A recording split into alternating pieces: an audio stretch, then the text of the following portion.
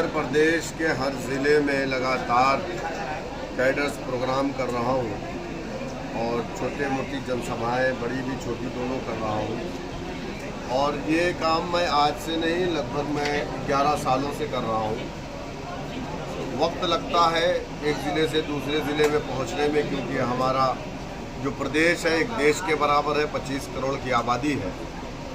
इसी सिलसिले में आज बहराइच का आना हुआ है और अभी हम लोगों का एक प्रोग्राम है। इसके बाद इंशाल्लाह मैं सालार मसूद गाजी रहमतुल्लाह अलैह के दरगाह पर भी जाऊंगा। बहराइच के अंदर सबसे बड़ा जो मुद्दा है वो पलायन का मुद्दा है। आज पूरे हिंदुस्तान में बहराइच से लेबर भेजे जाते हैं, बल्कि ख़रीदे जाते हैं, अगर मैं ये कहूँ तो गलत ना होगा। उसकी वजह यह है कि यहाँ पर रोज़गार नहीं है। सरकारी नौकरी की तो हम उम्मीद ही नहीं कर सकते, क्योंकि हम मुसलमान हैं, हमें तो मिलनी नहीं है।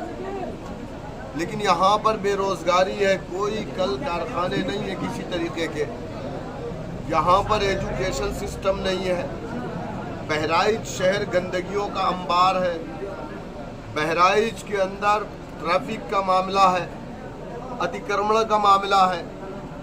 ना मौजूदा विधायक किसी लायक है, वो नाकारा है, या पूर्व विधायक जो है वो भी नाकारा था।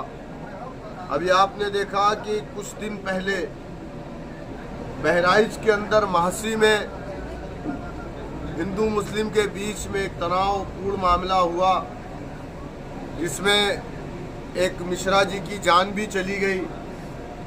बहुत सारे मुसलमानों पर भी फर्जी तरीके से मुकदमे लगाए गए, उनको जेल भेजा गया। बहराइच ज़िले के लोग परेशान थे। बहराइच शहर में भी लोगों की दुकानों को आग के हवाले किया गया। लेकिन बहराइच के लोगों ने जिस शख्स से उम्मीद की थी, जिस शख्स को अपना नेता माना था, वो बहराइच छोड़ करके भाग गया था। अब मुझे नहीं मालूम कि वह लखनऊ में था या बगल के ज़िले में, कंट्री में था, बगल के देश में था, ये मैं नहीं बता सकता। लेकिन जब जब ज़रूरत पड़ी बहराइच के लोगों को, तो उनका नुमाइंदा हमेशा गायब मिला। उनकी मोहतरमा है, मटेरा से विधायिका है, बावजूद उसके आज तक अगर बहराइच के लोगों ने, मटेरा के लोगों ने या पूरे उत्तर प्रदेश के लोगों ने 2 शब्द उनको कभी विधानसभा के अंदर बोलते हुए बहराइच के इशू पे सुना हो तो बताए। ये लोग बहराइच में रहते नहीं हैं।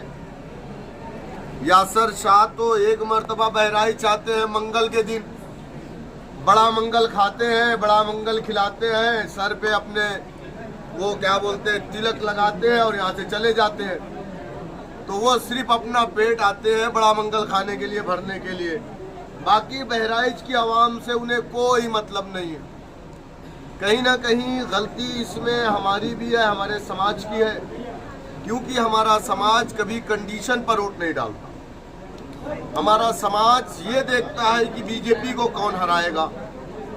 जितेंद्र और महेंद्र के झगड़े में अब्दुल दीवाना हो जाता है, नुकसान बेचारा खुद सहता है। भाई जितेंद्र की सरकार है, महेंद्र की सरकार है, दोनों खालाजाद भाई हैं, मामूजाद भाई हैं, फूफीजाद भाई हैं। उसमें तो हमको दीवाना होने की जरूरत नहीं। अगर हम बहराइच से 2, 4, 6 MLA जिताएंगे तो कम से कम वो विधानसभा में जा करके बहराइच के लोगों की बात तो करेगा। लेकिन ये जो लोग हैं, ये लोग तो सिर्फ अपनी पार्टी की बात करेंगे ना, अपने नेता की बात करेंगे ना। दूसरी चीज, आज हिंदुस्तान पाकिस्तान का मैच है। अब कहाँ गए वो लोग, वो भक्त कहाँ गए?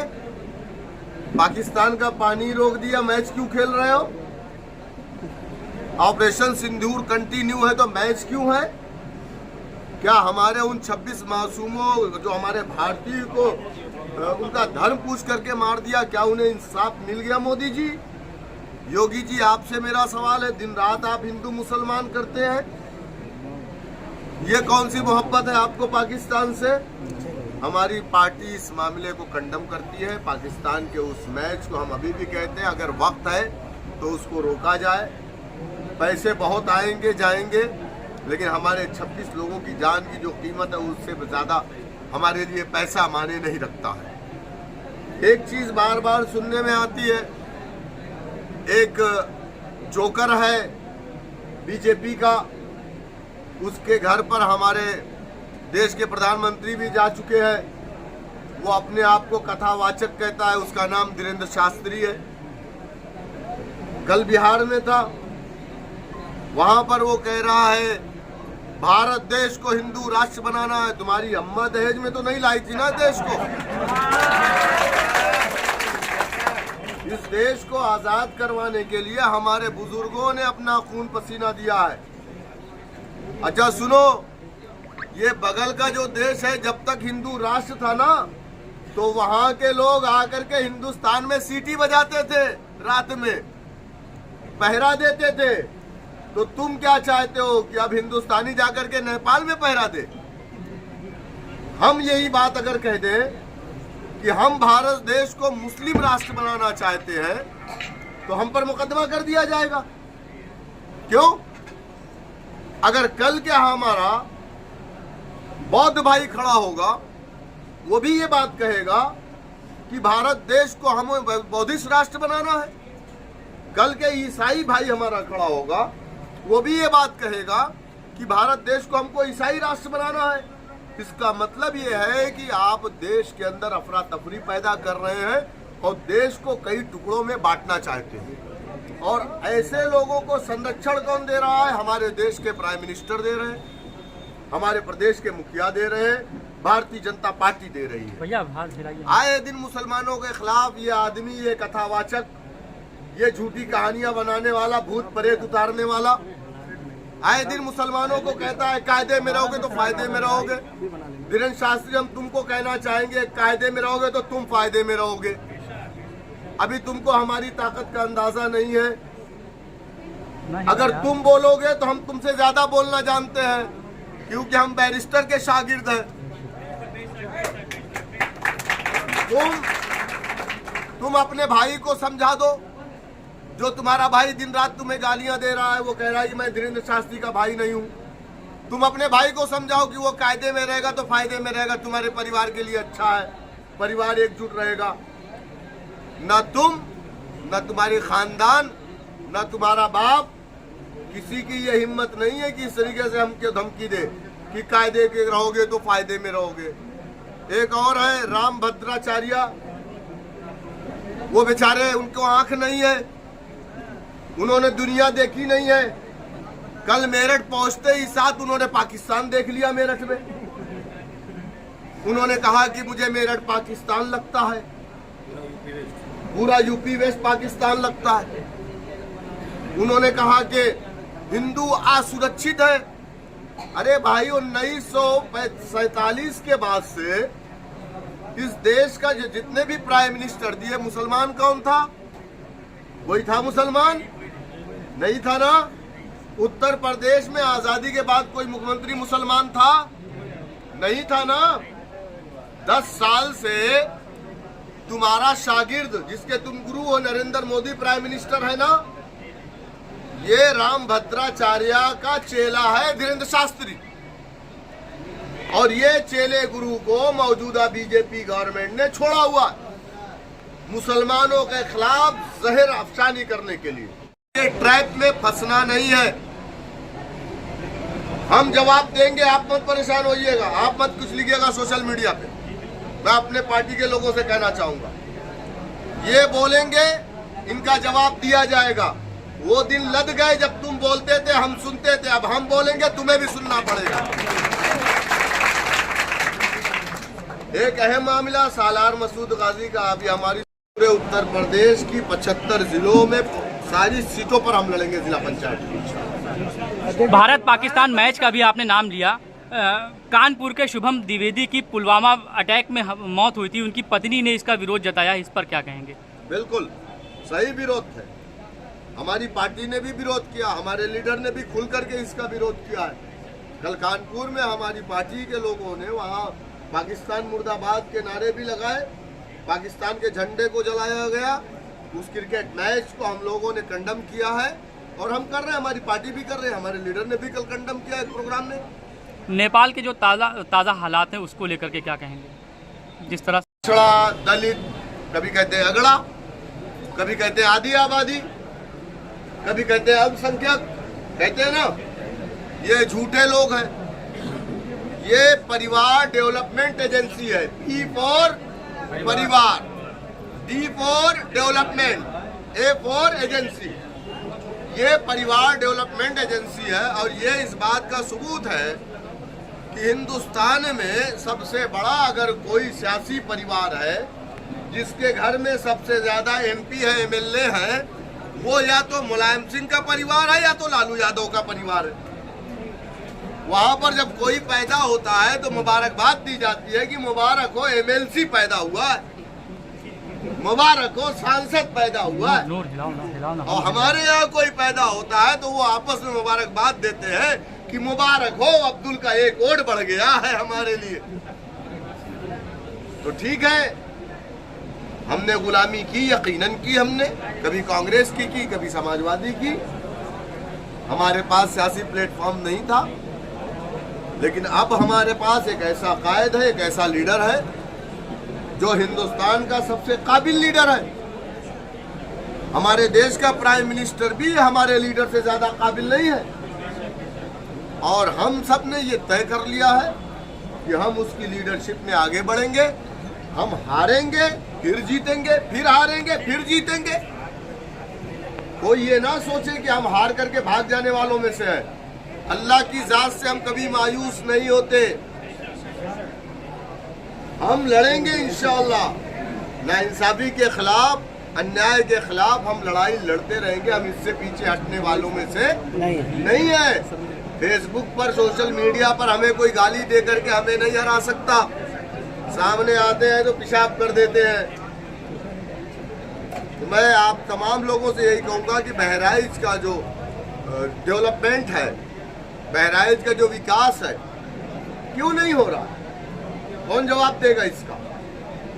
आज बहराइच के लोग पलायन क्यों कर रहे हैं? हर होटल में प्लेट मांजने वाला लड़का बहराइच का, खाना बनाने वाला लड़का बहराइच का, टेबल पे पोछा मारने वाला बच्चा बहराइच का। तो क्या बहराइच के लोग पैदा ही उसी लिए हुए हैं? क्या वो पढ़ना नहीं चाहते?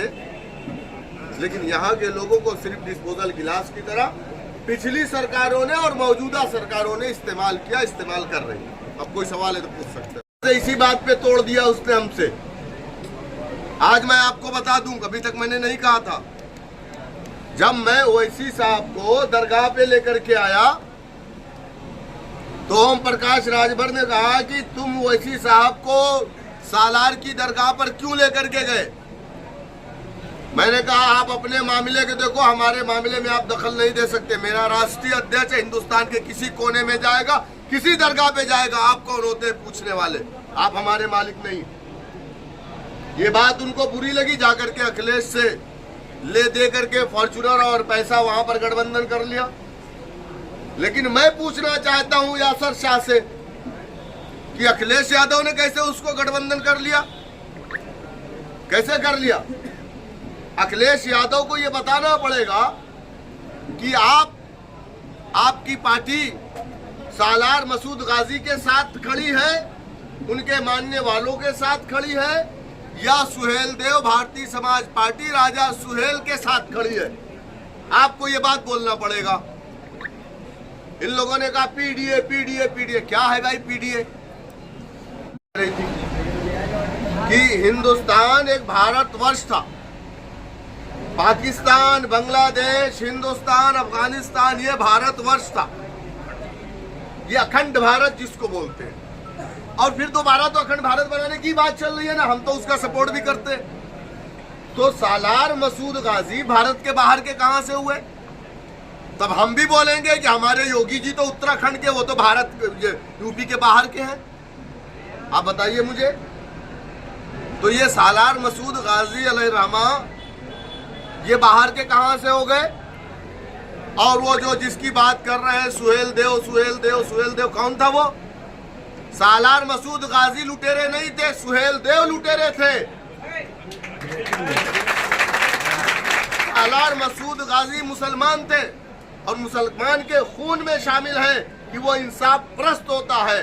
सुहेल देव ने जब यहाँ पर जुल्म करना शुरू किया भारतीयों पर, तो सालार मसूद गाजी ने रुख किया इस तरफ और उसके नाइंसाफी और उसके द्वारा कर रहे जुल्म, अत्याचार, अन्याय के खिलाफ उन्होंने उससे लड़ाई लड़ी।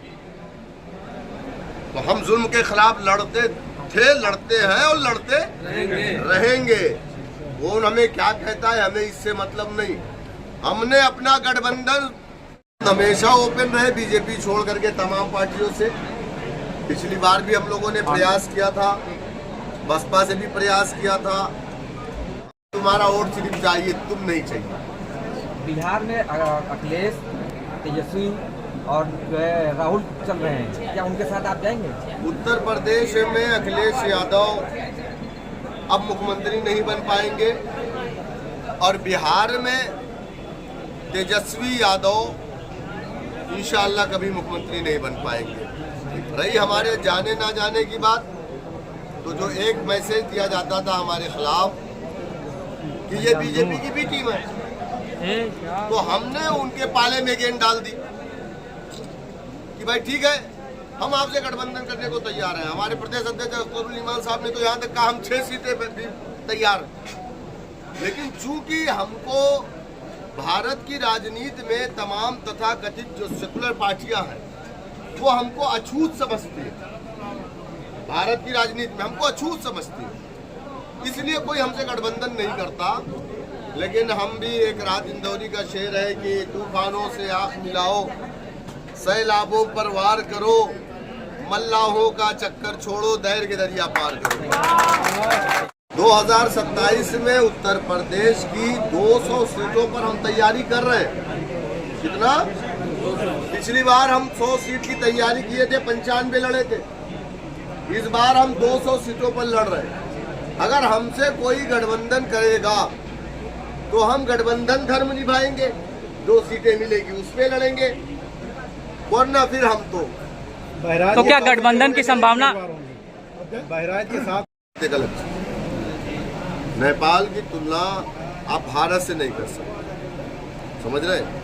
लेकिन जब सरकार तानाशाह हो जाएंगी तो नौजवान निकल जाएगा। तो मुझे लगता है कि सरकार को अपने पड़ोस से सबक सीखना चाहिए और जो नौजवानों को 2 करोड़ नौकरियां देने की बात कही गई थी, रोजगार देने की बात कही गई थी, कम से कम इस पे सरकार को अपना ध्यान केंद्रित करना चाहिए।